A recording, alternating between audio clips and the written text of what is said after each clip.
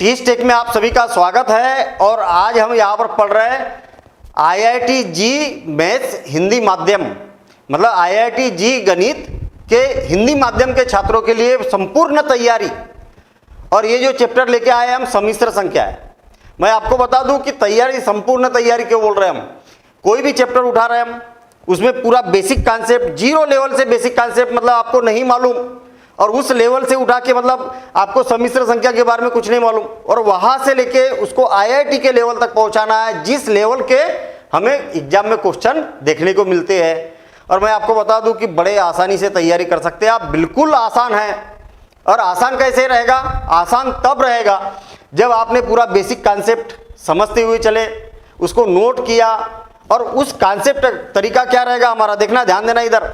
तरीका ये रहेगा कि एक कॉन्सेप्ट को समझा, उससे संबंधित प्रश्न को किए, स्किप नहीं करना किसी भी बात को। टाइम लगेगा तो टाइम तो मांगता है ये, ठीक है। फिर उसको सॉल्व करेंगे हम, उसी कॉन्सेप्ट पर जो क्वेश्चन आएंगे उसको सॉल्व करेंगे, और सॉल्व करने के बाद में फिर हम कॉन्सेप्ट वाइज ऐसा आगे बढ़ते हुए चलेंगे, और फिर अंत में 15 से 20 साल के क्वेश्चन को हल करेंगे जो IIT में पूछे गए हैं। उससे आपको पता चलेगा हाँ एग्जैक्ट ऐसे क्वेश्चन आते हैं, और उस क्वेश्चन की अप्रोच कैसी होती है, किस प्रकार से उस क्वेश्चन को हल करने के लिए अप्रोच लगानी होती है। तो वो सारी चीजें आपको उस ऐसे क्वेश्चनों से पता चलने वाला है, ठीक है। इसके बाद उसके सराउंडिंग कुछ क्वेश्चन करेंगे, उसके जैसे लगभग, और इतना समझने के बाद में आपका उस लेवल पर आप अचीव करेंगे तो उसके आसपास के क्वेश्चन कि आपको प्रैक्टिस करना है। इस प्रकार से आप IIT की तैयारी बड़े आसानी से कर सकते हैं। बस मेहनत करने वाला काम है, मेहनत तो करना पड़ेगा जब आपको उस लेवल पर पहुंचना है। तो चलिए ठीक है, स्टार्ट करते हैं हम।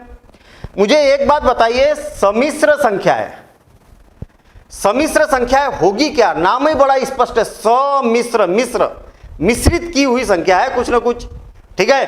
कॉम्प्लेक्स नंबर, कहीं ना कहीं कॉम्प्लेक्स हो रही है यहां पर बातें। चलिए ठीक है, इस बात को समझते। हमने इससे पहले देखा सम्मिश्र संख्या से पहले कि वास्तविक संख्या कुछ होती है भाई। बड़ी छोटी क्लास से ही समझना चालू कर दिया था कि वास्तविक संख्याएं होती है दुनिया में। हाँ होती है ना।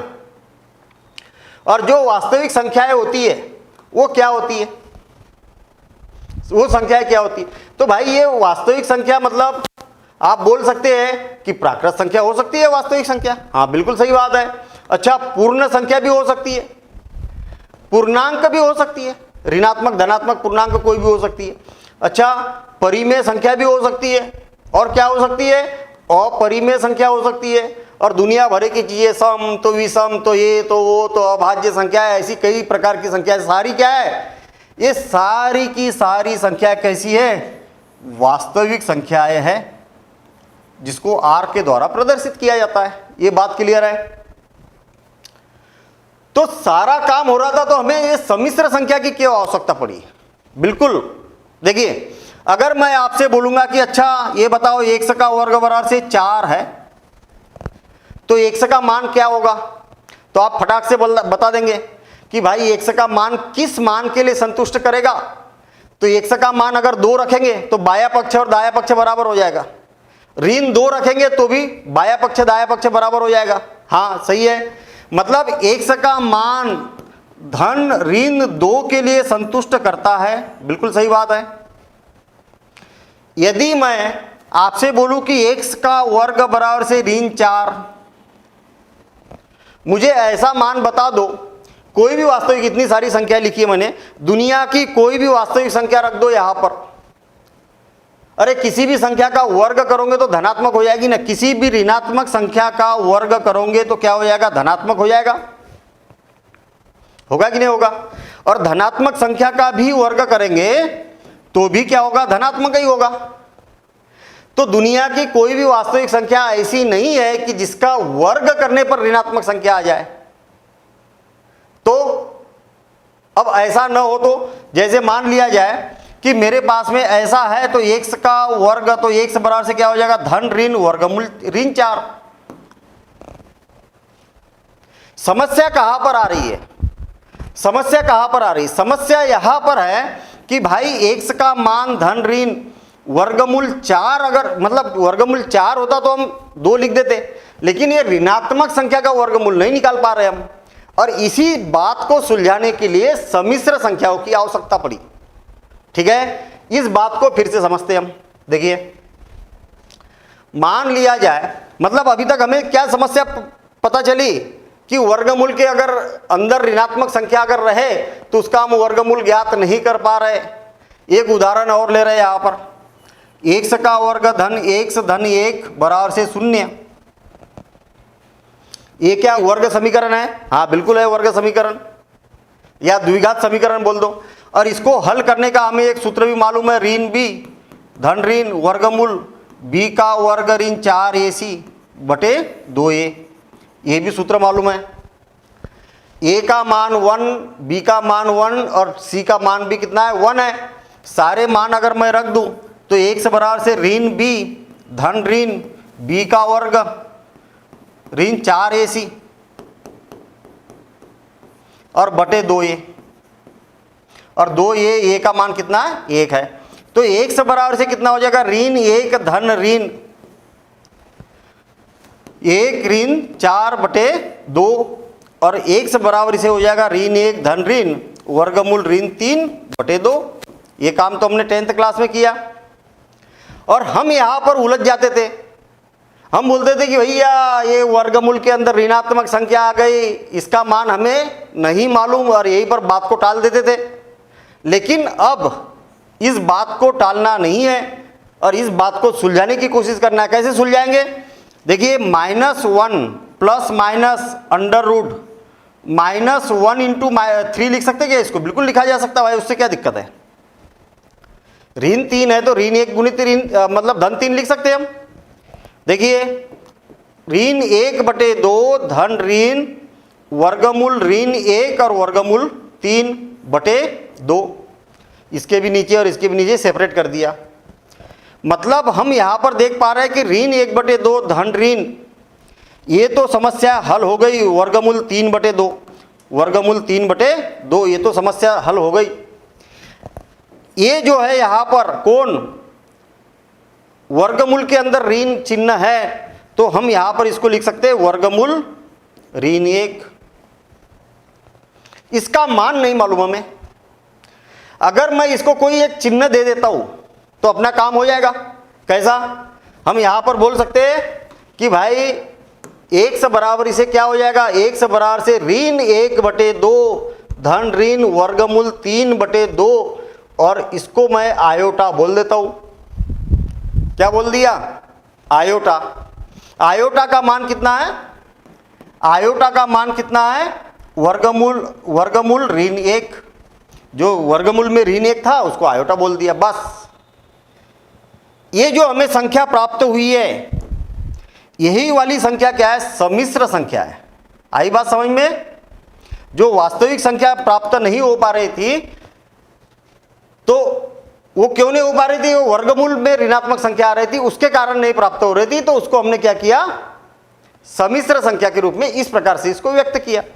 अच्छा, थोड़ा सा इसको गौर से देखिए, आप गौर से देखिए क्या दिखाई दे रहा। देखिए यहां पर ये वाली संख्या कैसी दिखाई दे रही है आपको, और ये वाली संख्या कैसी दिखाई दे रही है? कैसी दिख रही है? तो आप बोलेंगे कि ये तो वास्तविक संख्या है भाई। कैसी संख्या है ये वाली? वास्तविक संख्या है। और ये वाली भी क्या है? वास्तविक संख्या है। क्या है? वास्तविक संख्या है। और आयोटा क्या है? आयोटा का मान वर्गमूल ऋण 1 है। तो जब मान लिया जाए, माना कि हमारे पास में दो प्रकार की संख्या है, ए तथा बी, और ये दोनों कैसी संख्या है? वास्तविक संख्या है। दोनों संख्या कैसी है? वास्तविक संख्या है। और मैं अगर एक वास्तविक संख्या में दूसरी वास्तविक संख्या को जोड़ देता हूं और उसके साथ में आयोटा लगा देता हूं, और बराबरी से अगर मान लिया जाए मेरे पास में जेड आ जाता है, तो इसको बोलेंगे सम्मिश्र संख्या। क्या बोलेंगे? सम्मिश्र संख्या बोलेंगे। और जो इसका ये वाला भाग होता है, ये वाला भाग, ये पेवर वास्तविक संख्या है। और ये वाला जो भाग है, याद ध्यान देना, ये वाला जो भाग है, ये वाला, ये क्या है, प्योर वास्तविक संख्या है। और ये वाला जो पूरा ये वाला भाग है, ये वाला भाग तो, अरे इतना भाग वास्तविक संख्या है, लेकिन ये आयोटा के साथ में अगर मिला दिया जाए तो इतने भाग को बोला जाता है अधिकल्पित भाग। क्या बोला जाता है? काल्पनिक भाग। काल्पनिक भाग, या इसी भाग को बोला जाता है अधिकल्पित भाग। अधिकल्पित भाग, समझ में आ गई बात? या इमेजिनरी पार्ट बोला जाता है इसको। क्या बोला जाता है? आयोटा लगाए ना, आयोटा मतलब इमेजिनरी, तो इमेजिनरी पार्ट बोल दो या अधिकल्पित भाग बोल दो। इमेजिनरी पार्ट तो अंग्रेजी में बोला जाएगा, इंग्लिश में बोला जाएगा, या अधिकल्पित भाग बोल दो या काल्पनिक भाग बोल दो। ठीक है, तो बात समझ में आई ना कि इसकी भैया शुरुआत कहां से हुई? चलिए ठीक है, अब हम देखते हैं सम्मिश्र संख्याओं की मूल अवधारणा कहां से हुई है। देखिए, अगर मान लिया जाए मेरे पास में x का वर्ग बराबर से कितना है? ऋण 4 है, तो x बराबर से क्या हो जाएगा? धन ऋण वर्गमूल 4, ऋण 4। इसको क्या लिखा जा सकता है? x बराबर से धन ऋण 4 का वर्गमूल मालूम है। ऋणात्मक संख्या से हमें दिक्कत थी और वो दिक्कत हमें यहाँ पर सॉर्ट आउट हो गई। कहने का मतलब वर्गमूल ऋण 1 और वर्गमूल 4 को लिख सकते हैं इसको, और धन ऋण 4 का वर्गमूल हमें मालूम है कि ये 2 होता है और ये क्या बन जाएगा? आयोटा बन जाएगा। तो x का मान कितना हो जाएगा? इतना हो जाएगा। ठीक है, अब ये क्या हो गई? इसकी अवधारणा हो गई भैया। आयोटा का विकास कहां से हुआ, कहां से इसकी शुरुआत हुई। अच्छा, परिभाषा क्या बनेगी इसकी? परिभाषा तो बड़ी आसान है, बिल्कुल आसान है। मान लिया जाए मेरे पास में क्या है? z कोई सम्मिश्र संख्या है और वो कैसी है? x धन आयोटा y इस रूप में है। x क्या है भाई? क्यों? x क्या है? तो वास्तविक संख्या है। x is belongs to r। y क्या है?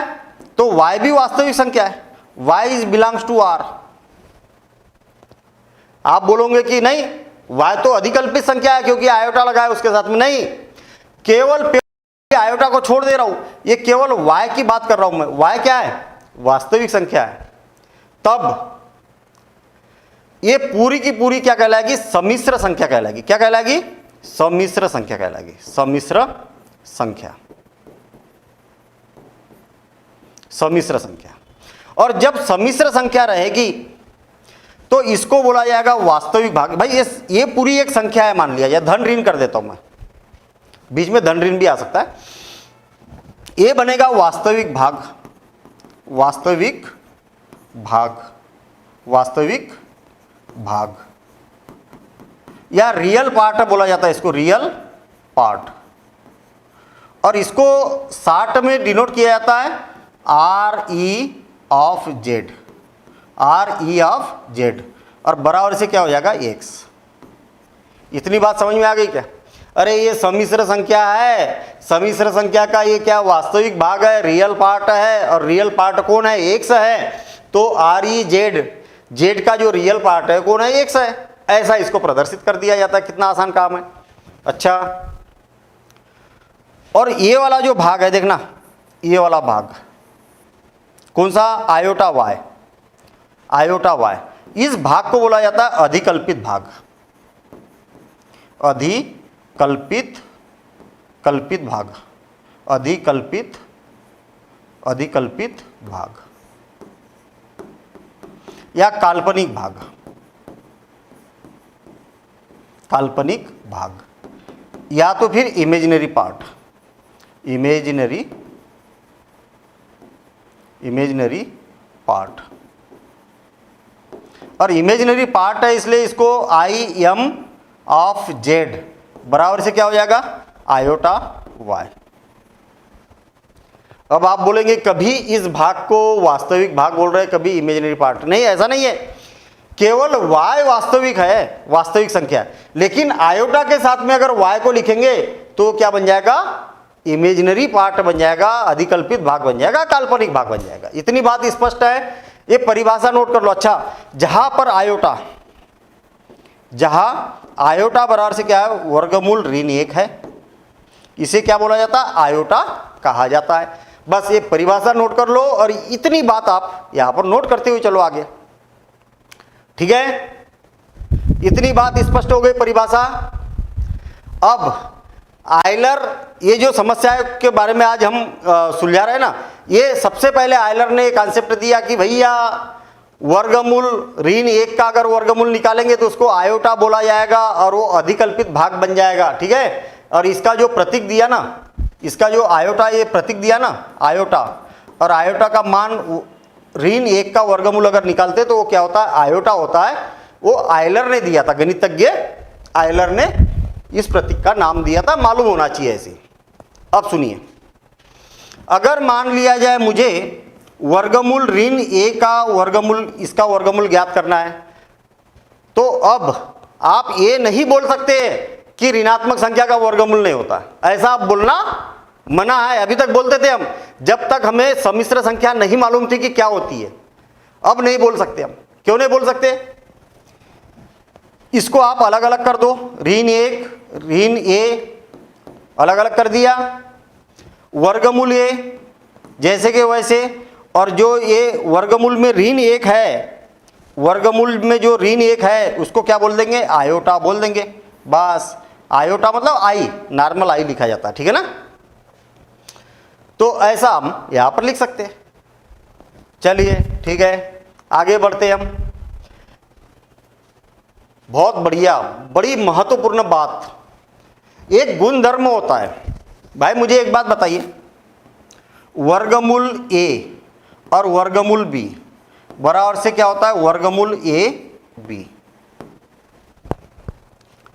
ठीक है ना? ऐसे ये तो बात जानते ही है ना हम, घातांक के नियम से वर्गमूल ए का और वर्गमूल बी का गुणा कर दिया जाए तो ये क्या हो जाता है? वर्गमूल ए बी हो जाता। अच्छा, मैं क्या काम करता हूं यहां पर? हमें बोला है कि एक गुणधर्म होता है भैया ऐसा। मैं क्या करता हूं? ए का मान ऋण 1 रखता हूं और बी का भी मान ऋण 1 रख के देखता हूं। मैं रख के देखता हूं, मैं दोनों। भाई हमें मालूम है ना कि बाया पक्ष और दाया पक्ष बराबर है। मैं रख के देखता हूं। हम क्या करते हैं? ए का मान और बी का मान, दोनों का मान वर्गमूल ऋण 1 रख देता हूं मैं। ए और बी के जगह ऋण 1 रख देता हूं, और यहां पर भी रख देता हूं मैं ऋण 1 गुणित ऋण 1। आ गई बात समझ में?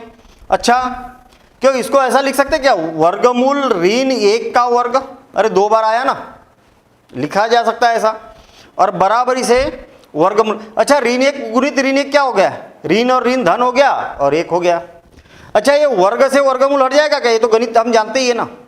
और ये क्या हो गया? 1 हो गया। देखिए फिर से और एक बार, वर्ग के कारण वर्गमूल हट गया और यहां पर इतना आ गया। अच्छा, क्या ऋण 1 और 1 बराबर होता है क्या? नहीं, ये तो गलत हो गया। ये तो क्या हो गया? असत्य हो गया। तो हम तो बड़ी अजीब सी बात समझ रहे हैं यहां पर कि अगर वर्गमूल के अंदर वर्गमूल ए गुणित वर्गमूल बी है और इसको अगर ऐसा लिखे और ए और बी के मान मैंने ऋणात्मक रख दिए, और ऋणात्मक रखने के बाद में हमने देखा कि अरे ये तो गलत बात है, इसका मतलब ये गलत बात है, ऐसा नहीं होगा। तो फिर यहां पर गुणधर्म क्यों बोला है?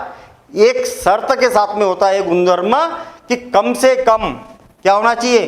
कम से कम, कम से कम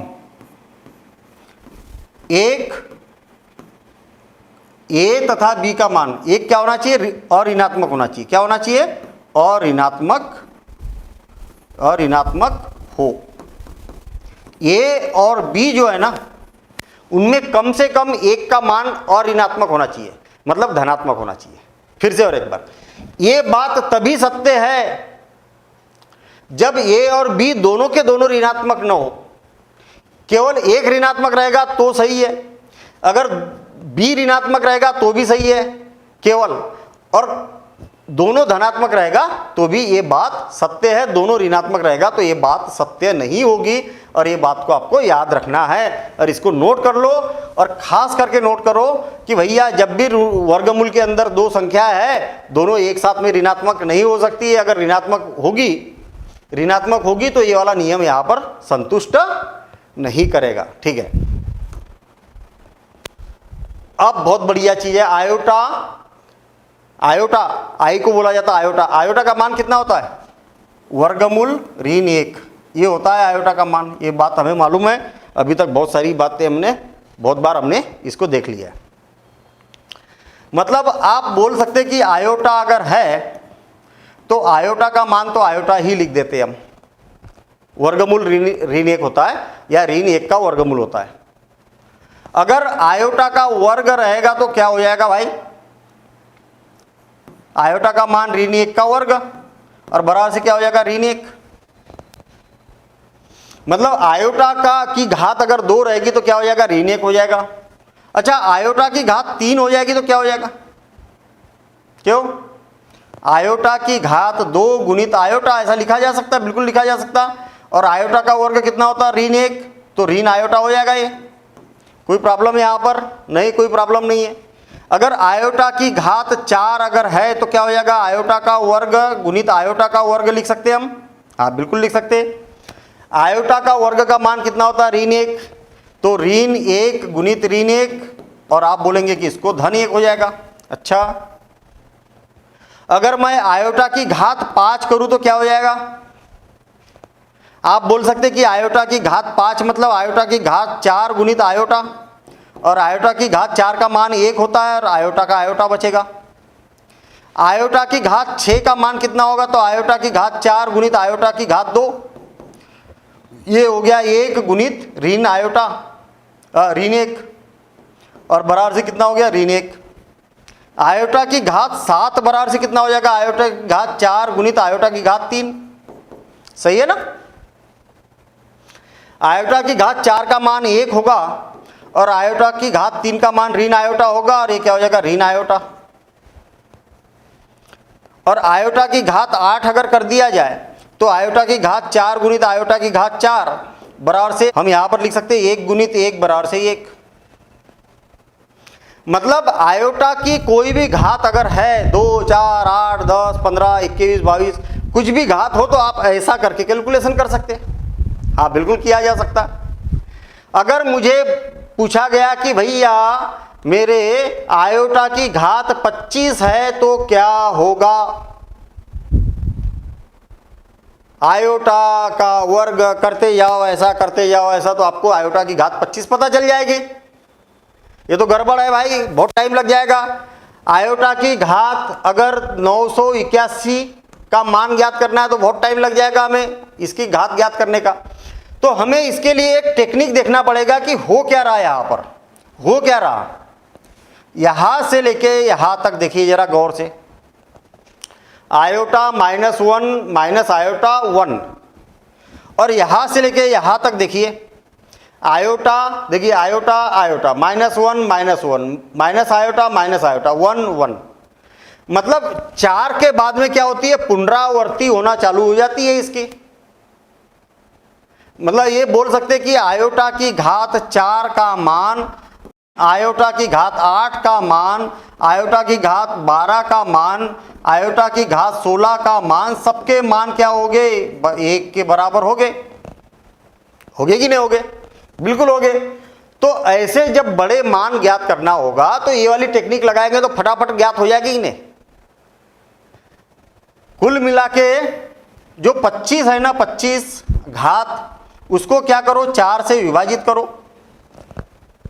हाँ कर दिया है, 4 छक 24 और बच गया 1। मतलब आयोटा की घात 4 गुणित 6 धन 1 लिख सकते कि नहीं इसको, हाँ लिख सकते। अच्छा, तो फिर क्या इसको ऐसा भी लिखा जा सकता, आयोटा की घात 4 की घात 6 गुणित आयोटा की घात 1 नहीं भी लिखेंगे तो चलेगा। अरे 6 चौक 25 हो गया कि नहीं, तो इसका मान तो 1 होता है तो क्या हो जाएगा, ये आयोटा आ जाएगा ना। और इतना भी काम क्यों करना है आपको, इतना भी काम क्यों करना है, आयोटा की घात जो भी रहेगी उसको 4 से विभाजित कर दो, तो 4 छक्का 24 और शेषफल कितना बचा, 1 बचा। तो आयोटा की घात 1 का मान कितना होता है, आयोटा होता बस। अगर शेषफल 2 बचेगा तो आपका उत्तर ऋण 1 आएगा, अगर शेषफल 3 बचेगा तो आपका उत्तर ऋण आयोटा आएगा, अगर शेषफल 4 बचेगा तो कुछ नहीं आएगा भैया, शेषफल 4 बचेगा नहीं, 4 से विभाजित करेंगे। शेषफल अगर 0 बचेगा तो इसका मान कितना आएगा, 1 आएगा। कितना आसान काम है। फिर से और एक बार, आयोटा की घात 981, 981 को भाग दे दो 4 से, तो 4 दूनी 8 और बच गया 1, उतारा 8 और 4 चौक 16, 16 और बच गया 2 और 1 21, 4 पंचे 20 और शेषफल बच गया 1। मतलब आप इसको लिख सकते हैं आयोटा, बस शेषफल 1 बच गया ना, 4 पंचे 20, शेषफल 1 बच गया। तो इसको क्या लिखा जा सकता, केवल आयोटा। शेषफल अगर 1 बचेगा तो आयोटा आएगा उत्तर। शेषफल अगर 2 बचेगा तो उत्तर, 4 से भाग देने पर शेषफल अगर 2 बचेगा इतना आएगा। शेषफल अगर 3 बचेगा तो इतना उत्तर आएगा, 4 बचेगा तो इतना उत्तर आएगा। 4 बचेगा ही नहीं, मतलब शून्य शेषफल बचेगा ना, ठीक है ना। अरे 4 से विभाजित करेंगे तो 4 थोड़ी बचेगा शेषफल, 4 से तो छोटा ही बचेगा ना। 1 बच सकता, 2 बच सकता, 3 बच सकता, 0 बच सकता, बस ये हो गया। मतलब हम आयोटा की पूर्णांक घातों के मान बता सकते हैं। अगर आपसे पूछा जाए कि 9,999, 9,990 या 99, इसका मान कितना होगा, तो फटाफट बता दोगे आप। क्या हो जाएगा, माइनस आयोटा। क्या हो जाएगा, माइनस आयोटा। क्यों, 9,999 मतलब 10,000 से 1 कम है। 10,000 को 4 से अगर विभाजित किया जाए तो शेषफल कितना बचेगा, 0 बचेगा। तो इसको विभाजित किया जाए तो शेषफल कितना बचेगा, 3 बचेगा। बचेगा कि नहीं 3। अरे ये 1 ही तो कम है 10,000 में, तो अगर इसको अगर विभाजित किया जाए तो शेषफल कितना बचेगा, 3 बचेगा। और जब शेषफल 3 बचता है तो इसका मान कितना होता, माइनस आयोटा होता। बस हो गई बात खत्म। कितने आसानी से निकाल सकते हैं। चलिए थोड़ी सी आप इसको प्रैक्टिस करना पड़ेगा, ठीक है। आयोटा की घातों की प्रैक्टिस करना पड़ेगा। अभी हम कुछ प्रश्न भी करेंगे यहां पर। अब सुनिए जरा, अगर मान लिया जाए आयोटा की घात ऋण 1 है, मतलब 1 बटे आयोटा। याद रखना, सम्मिश्र संख्या पढ़ रहे हम, कभी भी सम्मिश्र संख्या क्या हर में नहीं आना चाहिए। आयोटा की टर्म हर में नहीं आना चाहिए, कहाँ आना चाहिए, अंश में, ठीक है। तो क्या करेंगे, परिमेय करेंगे तो आयोटा बटे आयोटा का वर्ग, और आयोटा का वर्ग क्या होता है, ऋण 1 होता है, तो ऋण आयोटा हो जाएगा। क्या हो जाएगा, ऋण आयोटा। अगर आयोटा की घात ऋण 1 है तो ऋण आयोटा, आयोटा की घात ऋण 2 है तो बराबर इसे क्या हो जाएगा, ऋण आयोटा की घात 2। भाई आयोटा की घात ऋण 1 का मान इतना है। हाँ, अब देखिए ऋण का वर्ग कितना हो गया, धन, और आयोटा का वर्ग क्या हो जाएगा, ऋण 1 हो जाएगा।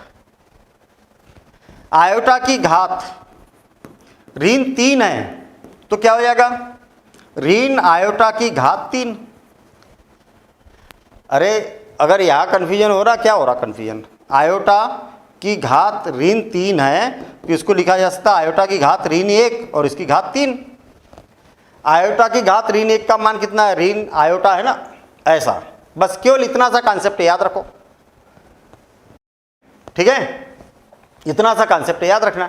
तो क्या हो जाएगा, ये ऋण हो जाएगा, और आयोटा की घात 3 का मान कितना होता है, माइनस आयोटा, ऋण आयोटा होता है, तो ऋण और ऋण क्या हो जाएगा, धन हो जाएगा, तो क्या हो जाएगा, आयोटा आ जाएगा। और आयोटा की घात ऋण 4 बराबर से कितना होगा, ऋण आयोटा की घात 4। ऋण की घात 4 मतलब धन, और आयोटा की घात 4 का मान तो आपको मालूम है ये 1 है। बस ये बात है, याद रखना आपको। आयोटा की घात ऋण 1 मतलब ये, ऋण 2 मतलब ये, ऋण 3 मतलब ये, ऋण 4 मतलब ये। क्लियर हो गई बात। अब सुनिए, अगर मान लिया जाए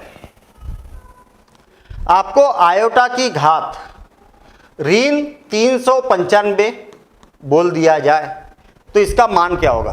तो इसको हल करने का तरीका बड़ा आसान है। देखिए आसान कैसा है, आयोटा की घात ऋण 1 की घात 395 लिख सकते कि नहीं इसको, तो ऐसा याद रखो, ठीक है ना। अच्छा, आयोटा की घात ऋण 1 का मान कितना होता है, तो आपको मालूम है कि ऋण आयोटा होता है। लो ऋण आयोटा, ये ज्यादा आसान काम है। 395, इतनी माथापच्ची न भी करे तो काम चलेगा। देखना, आपको मालूम है कि 395 क्या है, विषम संख्या है कि नहीं, विषम संख्या। तो विषम संख्या है तो ये माइनस कहा हो जाएगा, ऋणात्मक संख्या आएगी, और आयोटा की घात 395, और जैसा पहले करते थे वैसे ही करो। और इतनी माथापच्ची क्यों करना है, बड़ा आसान काम है, बिल्कुल शॉर्टकट। हम तो क्या कर रहे हैं, आईआईटी की तैयारी कर रहे हैं ना, तो शॉर्टकट ढूंढना चाहिए भाई। इतनी ज़्यादा लंबी प्रोसेस नहीं करना, हमें लंबी प्रोसेस नहीं करना है, शॉर्ट में। देखना, इतनी बात तो समझ में आ गई नहीं भाई। इसको ऐसा लिखा जा सकता है, इसको ऐसा लिखा जा सकता, ये विषम संख्या है, और आपको मालूम है कि ऋणात्मक संख्या की घात अगर विषम संख्या हो तो इसका मान कितना होता है, ऋणात्मक संख्या होती है, और सम संख्या होती तो इसको धन कर देता मैं। बस इतनी सी बात है। सीधी बात यह है कि यहां पर क्या माइनस है, तो माइनस तो आएगा ही आएगा, और ऋण की घात इतनी है तो ऋण चिन्ह भी आएगा, और आयोटे की घात कितनी कर दो, 395 कर दो, बस हो गया काम। इतनी सारी स्टेप करने की जरूरत नहीं है, आप डायरेक्ट ऐसी प्रैक्टिस कर सकते हैं। ठीक है, अब सुनिए, 395 को विभाजित करो 4 से। ठीक है, 4 नम 36, 4 नम 36 बचा 3, और 4 नम 36 तो मतलब शेषफल बचेगा 3। मतलब अगर 4 से विभाजित करेंगे तो शेषफल कितना बचेगा, 3 बचेगा। और आयोटा की घात 3 का मान कितना होता है, ऋण 3 नहीं, आयोटा की घात 3 का मान कितना होता है, ऋण आयोटा होता है। तो ये क्या हो जाएगा, धन आयोटा हो जाएगा, मतलब आयोटा इसका तो उत्तर हो जाएगा। समझ में आई बात। और एक बार शॉर्ट में, आपको मालूम है कि आयोटा की घात ऋणात्मक है, और आयोटा की घात ऋणात्मक रहती तो उसका मान कितना होता है, ऋण आयोटा होता। बस इतनी सी बात याद रखना है, ऋण और आयोटा। अच्छा, ये पूरे की घात कितनी है, 395, जो कि घात है विषम संख्या, तो केवल इतना ही तो आएगा ना, विषम संख्या मतलब ऋणात्मक संख्या आएगी। इसको अगर मैंने 4 से विभाजित किया तो 4 नम 36 मतलब यानी कि आपका शेषफल बचेगा 3 शेषफल बचेगा 4 से विभाजित करेंगे तो। और आपको मालूम है कि ऋण आयोटा की घात 3 क्या होता है, ऋण आयोटा होता है, तो लो आयोटा इसका मान आ गया। ऐसे फटाफट करना है, ठीक है ना, थोड़ी सी प्रैक्टिस करना पड़ेगा आपको, प्रैक्टिस करेंगे फटाफट हो जाएगा। तो इतनी बातें स्पष्ट हो गई। अब इस आधार पर हम कुछ यहां पर प्रश्न करने वाले हैं। क्या निम्न गणना सही है, यदि नहीं तो सही गणना होगी। सही गणना क्या होगी, यह बात हमें बताना है। क्या होगी भाई, क्या होगी, ये गलत कहां पर हुआ, ये बात हमें सोचना है। देखना, वर्गमूल ऋण 2 और वर्गमूल ऋण 3, और इसको क्या कर दिया वर्गमूल। अरे भाई, गणित का नियम बोलता है, घातांक का नियम, दोनों संख्या की घातें समान है तो उसको अंदर लिख दो, ऋण 2 गुणित ऋण 3 बराबर से कितना हो जाएगा, ऋण और ऋण धन और 6। हाँ सही तो है भाई, गलत क्या हुआ, गलत है। क्यों, क्योंकि अभी हमने एक नियम पढ़ा था, याद होगा आपको, कि जब भी आपके पास में 2 ऋणात्मक संख्या है, 2 संख्या है ए और बी, तो इसको आप a इंटू बी लिख सकते हैं तब जब दोनों ऋणात्मक न हो। याद समझ में आई बात, कम से कम एक अऋणात्मक होना चाहिए, अऋणात्मक, या तो दोनों अऋणात्मक दोनों धनात्मक होना चाहिए, या तो ए धनात्मक और बी ऋणात्मक, या तो ए ऋणात्मक बी धनात्मक। बस ये बात याद रखो। अरे यहां पर दोनों ऋणात्मक है भैया, ऐसा नहीं लिख सकते, चलो ठीक है, जब नहीं लिख सकते तो फिर कहां गड़बड़ हुई है, तो गड़बड़ कहां पर हुई है देखिए, इसको लिखा जा सकता है ऋण 1 गुणित वर्गमूल 2, इसको क्या लिखा जा सकता, ऋण 1 वर्गमूल 3। हाँ बिल्कुल सही है। ये क्या हो गया, आयोटा वर्गमूल 2 गुणित वर्गमूल 3, और ये भी क्या हो गया आयोटा, तो आयोटा का वर्ग हुआ कि नहीं हुआ, हाँ बिल्कुल हुआ। और आयोटा का वर्ग क्या होता है, ऋण वर्गमूल 6। तो याद रखे, जब भी 2 संख्या ए और बी, और दोनों संख्या अगर ऋणात्मक है, ऐसा लिख देता हूं मैं, ऐसा लिख देता हूं, ऋण ए ऋण बी, ठीक है। ये दोनों संख्याएं कैसी है, ऐसी है, दोनों ऋणात्मक है, तो इसका मान होता है वर्गमूल ए बी, ऋण, दोनों अगर जब ऋणात्मक रहेगी तब। क्लियर ना? आयोटा आयोटा, ये भी अधिकल्पित, ये भी अधिकल्पित, और आयोटा का वर्ग ऋण 1। हाँ, एक छात्र ने सूत्र ए में ए बराबर से ऋण 1 तथा बी बराबर से ऋण 1 ज्ञात किया, बताइए वो कहाँ गलत था। देखिए उसने क्या किया, छात्र ने क्या किया, छात्र आईआईटी की तैयारी कर रहा था और उसको किसी ने बता दिया कि भैया ये सूत्र होता है ए बी बराबर से वर्गमूल ए गुणित वर्गमूल बी होता है, ठीक है, रट लिया उसने, है ना, कि ऐसा सूत्र होता है। और फिर उसने क्या किया, उसको बोला गया कि ए का मान और बी का मान क्या है, ऋण 1 और ऋण 1 है, और उसने इसमें रख के देखा, उसको भरोसा नहीं हुआ होगा कि ऐसा होता है क्या, और उसने रख के देखा यहाँ पर ऋण 1 और ऋण 1 रख के देखा। ऐसा रखने के बाद में उसने देखा कि भाई ये ऋण और ऋण क्या हो गया, इधर तो धन हो गया और इधर क्या हो गया, इसका मान आयोटा है और इसका भी मान आयोटा होता है। सही काम किया उसने। और ये 1 हो गया और ये क्या हो गया, आयोटा का वर्ग, और 1 और आयोटा का वर्ग क्या होता है, ऋण 1 होता है। और उसने देखा कि ये तो बड़ा गड़बड़ हो गया भाई, जो कि सत्य ही नहीं है, ठीक है। तो उसने क्या गलती की, इसमें कहाँ पर गलती कर दी उसने, उसने ये गलती कर दी कि भाई जब ये दोनों ऋणात्मक है तो दोनों को एक साथ में नहीं लिखता, और लिखोगे भी तो ये क्या हो जाता है, 1 गुणित 1 और ऋण आ जाता है सामने, ऐसा हो जाता है, ठीक है। बात समझ में आ गई? चलिए, ये नियम है लेकिन सदैव संतुष्ट नहीं है। बताइए कहाँ गलत है, तो हमने बता दिया कि भैया इसका मान ऋण 1 आएगा, ये गलती की है उसने, ठीक है ना।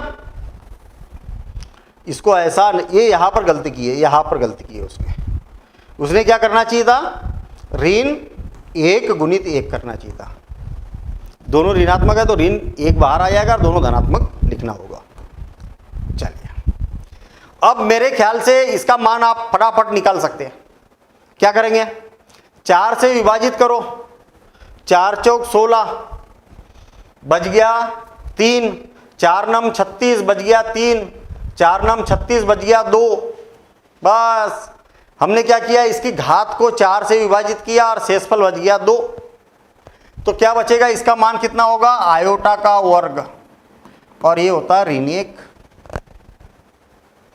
पूरी विधि से हल करना है तो आयोटा की घात 1 9 9 8। आईआईटी की तैयारी कर रहे हैं तो थोड़ा सा अंडरस्टैंडिंग बनाना पड़ेगा आपको। 4 से विभाजित कर रहा है, इतना करने की जरूरत नहीं है। 4 चौक 16 बच गया 3 बच गया 9, 4 नम 36, 4 नम 36 बच गया 3 बच गया उतारा 8, 4 नम 36 और बच गया 2। क्या हो जाएगा, इसको लिखा जा सकता आयोटा की घात 4 गुणित 499 धन 2, या इसको लिखा जा सकता आयोटा की घात 4 गुणित 499 गुणित आयोटा की घात 2। आपको मालूम है कि आयोटा की घात 4 क्या होता है, 1 होता है, 1 होता है, मतलब ये तो पूरा हो जाएगा 1, और आयोटा का वर्ग क्या हो जाएगा, ऋण 1। हमारा उत्तर आ गया। तो इतनी माथापच्ची करने की टाइम बर्बाद नहीं करना है भाई, आपको सीधा 4 से भाग दो, शेषफल बच गया 2, और ये हो गया ऋण 1। कितना आसान काम है, इतना आपको प्रैक्टिस करना होगा। ये तो और भी आसान है। कैसे आसान है, आयोटा की घात ऋण 1 और 9999। आपको मालूम है आयोटा की घात ऋण 1 का मान कितना होता है, माइनस ऋण आयोटा, और ये क्या हो जाएगा 9999। आपको मालूम है कि ऋण की संख्या विषम संख्या है तो ऋण सामने आएगा, और आयोटा की घात 9999। अब ये पिछले बार जैसा हो जाएगा, ऋण 4 से भाग देंगे तो 3 शेषफल बचेगा। क्यों, क्योंकि 10,000 में एक ही तो कम है, तो शेषफल कितना बचेगा 3, तो ये हो जाता ऋण आयोटा और बराबर से हो जाएगा आयोटा, ऋण आयोटा और ऋण क्या हो जाएगा धन। तो क्या क्या माना जाएगा इसका, आयोटा माना जाएगा। यही बात समझ, इतना भी करने की जरूरत नहीं है। जब भी घात ऋणात्मक है ना तो ऋण सामने लिख दो और आयोटा की घात, अरे ऐसे सामने मत रखो पहले, क्योंकि ये तो 4 से विभाजित भी तो हो सकता है पूरी तरीके से, या सम संख्या भी तो हो सकती है, ऐसा याद रखो। आयोटा की घात ऋणात्मक संख्या रहती है, iota raise to the power -1, तो इसका मान ऋण आयोटा आता है। ऋण की घात ये विषम संख्या है इसलिए ऋण आएगा, और आयोटा की घात इसको 4 से विभाजित करेंगे तो 3 शेषफल बचेगा, और 3 शेषफल बचेगा तो आयोटा की घात 3 और ऋण आयोटा, और ये हो जाएगा आयोटा। बस ये उत्तर हो गया। ठीक है, ऐसी प्रैक्टिस करो, बिल्कुल 60 में प्रैक्टिस करो भाई। अनर्गल स्टेप बढ़ाने का मतलब नहीं है, क्यों, क्योंकि हम कंपटीशन की तैयारी कर रहे हैं, बोर्ड की तैयारी नहीं कर रहे हैं। बोर्ड की तैयारी में तो लिखते जाओ स्टेप बाय स्टेप। यहां पर कारण भी दो कि चूंकि आयोटा की घात ऋण 1 बराबर से ऋण आयोटा होता है ना। अगर आपको फिर भी अगर ऐसा लगता है आयोटा, तो आयोटा बटे आयोटा का वर्ग बराबर से आयोटा और इसका मान ऋण 1, तो ये हो जाएगा ऋण आयोटा। लो ऐसा करेंगे तो फिर तो हो गया काम। ऐसे प्रश्न थोड़ी आएगा आईआईटी में, अरे इसका मान ज्ञात करो, अरे इसकी जरूरत पड़ेगी, उसमें इस कॉन्सेप्ट की जरूरत पड़ेगी। ठीक है ना, जरूरत पड़ सकती है। आयोटा की घात बहुत सारी हो तो हमें अनुमान लगाना पड़ेगा, अच्छा इसमें से इसको कॉमन निकाला और पूरे की घात इतनी है तो ये ऋण हो जाएगा, ये धन हो जाएगा। ऐसे कॉन्सेप्ट को यूज करना पड़ेगा। इसको आपको क्या करना है, ऐसे क्वेश्चन की प्रैक्टिस करना है। ठीक है ना, चलिए बहुत बढ़िया। यहां पर क्या हो रहा, n बिलोंग्स टू n, मतलब कोई प्राकृत संख्या है, प्राकृत संख्या n का मान क्या है, प्राकृत संख्या है। चलिए ऋण इतनी माथापच्ची करने की जरूरत नहीं है, लेकिन हम कर रहे हैं यहां पर 4n+3। सीधा सीधा मान लो ना कि भाई ये आयोटा ही तो है, ऋण आयोटा की घात 4n गुणित ऋण आयोटा की घात 3। कोई प्रॉब्लम नहीं। ठीक है, n तो प्राकृत संख्या है भाई, कुछ भी हो सकता है। ठीक है, होने दो। अब मुझे एक बात बताओ कि ये तो ऋण है ना, ऋण की घात सम संख्या है तो धन हो जाएगा, और आयोटा की घात 4 है, 4 के गुणांक में है तो ये 1 हो जाएगा। तो मतलब इतने का मान तो 1 हो गया। ऋण की घात 3 है मतलब ऋण आ जाएगा, आयोटा की घात 3 है मतलब ऋण आयोटा आ जाएगा, और ये हो जाएगा आयोटा। इतनी भी माथापच्ची क्यों करे, यहीं पर हो जाएगा काम। अरे घात कितनी है, 4n, हाँ 4 है इसलिए ये धनात्मक हो जाएगा, और 4 के गुणांक में तो ये आयोटा का भी क्या हो जाएगा, 1 हो जाएगा। आपको मालूम होना चाहिए कि आयोटा की घात 4 और इसकी घात n, तो इसका मान तो 1 होता ही नहीं। तो इतने का काम खत्म। अब केवल ये बचा ऋण की घात 3 मतलब ऋण, और आयोटा की घात 3 मतलब ऋण आयोटा, और ये हो गया आयोटा। तो इतना भी पेन चलाने की जरूरत नहीं है आपको, यही के यही पर आप इसका आंसर आयोटा दे सकते हैं। ठीक है, तो ऐसी गणना करना पड़ेगा, कैलकुलेशन करना पड़ेगा हमें। अब इसका मान ज्ञात करना है। मान ज्ञात कीजिए, जहां पर आयोटा इतना है। चलिए ठीक है, मुझे एक बात बताइए कि एक धन आयोटा का वर्ग कितना होता है, तो आप बोलेंगे कि ऋण 1 होता है। धन आयोटा की घात 4 क्या होता है, 1 होता है। धन आयोटा की घात 6 क्या होती है, तो ऋण 1 होता है। समझ में आई ना बात। अरे 4 और 2 6, 4 का मान 1 और गुणित आयोटा की घात 2 तो ऋण 1, और ऐसा चलते जाएगा चलते जाएगा चलते जाएगा। धन आयोटा की घात 2 और ये n, या तो फिर एक काम करता हूँ ना, आयोटा की घात 2 और इसकी घात n, ऐसा कर देता हूँ मैं। ऐसा लिख सकते क्या इसको, हाँ लिख सकते हैं। चलो एक स्टेप और आगे बढ़ा देता हूं, आयोटा का वर्ग कितना हो जाएगा, -1 हो जाएगा। लो समझ में आई बात। देखना आयोटा का मान इतना, n का मान क्या है, n बिलोंग्स टू n, मतलब n का मान कोई भी प्राकृत संख्या हो सकती है। फिर से और एक बार, एक आयोटा का वर्ग ऋण 1 ऋण 1 चलते जाएगा, और आयोटा की घात, इसको हम इतने को लिख सकते हैं आयोटा की घात 2 की घात n, और आयोटा स्क्वायर क्या होता है, ऋण 1 की घात n, ऐसा हो जाता है। जब n क्या हो, विषम संख्या हो, क्या हो, विषम संख्या हो, तो ये क्या हो जाएगा, 1 ऋण 1 धन 1 ऋण 1 धन डैश डैश डैश। अच्छा n क्या है, विषम संख्या है, तो अंत में क्या आएगा, विषम संख्या मतलब ऋण 1 आएगा। हाँ आएगा ना ऋण 1। अब ध्यान देना, कैंसिल करने का तरीका देखना। देखिए पहली वाली धनात्मक दूसरी ऋणात्मक से कैंसिल होगी, पहली धनात्मक दूसरी संख्या से ऋणात्मक संख्या से, ये इससे कैंसिल होगी। इससे पहले भी तो धन संख्या रही होगी ना कुछ, इससे पहले भी धन 1 आएगा, और ये ऋणात्मक संख्या ये वाले धन से कैंसिल होगी, मतलब इसका मान कितना आ जाएगा, 0 आ जाएगा। नहीं आई बात समझ में। अंत में क्या आएगा, ये विषम संख्या है तो ऋण संख्या आएगी, और देखिए पहली धनात्मक दूसरी ऋणात्मक से कैंसिल होगी, मतलब जो आखिरी में जो ऋणात्मक रहेगा वो उसके पहले वाले धनात्मक से कैंसिल होगी। यानी कि ये आखिरी में ऋणात्मक है तो इससे पहले वाले धनात्मक से कैंसिल होगी, हाँ बिल्कुल होगी। और जब देखना इसमें और समझ लेना बात को, अगर मान लिया जाए और ये क्या है, सम संख्या है, कैसी संख्या है, सम संख्या है,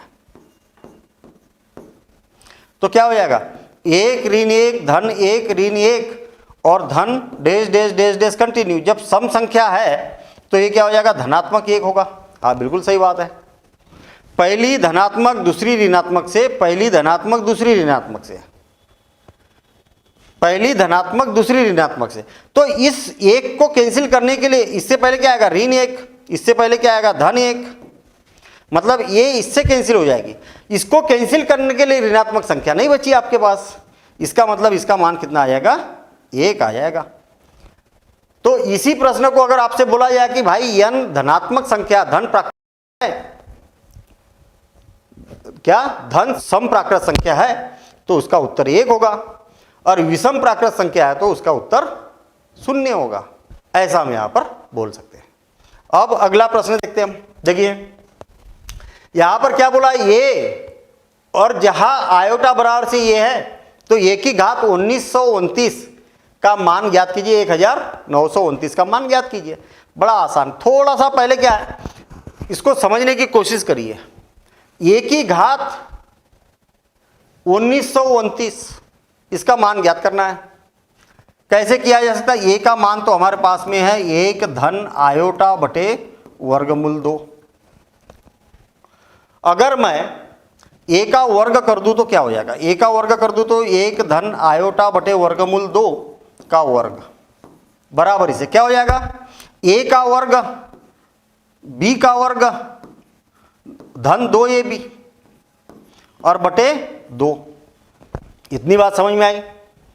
ए का वर्ग आयोटा का वर्ग क्या हो जाएगा, ऋण 1 और 2ab और वर्गमूल 2 का ये हो गया।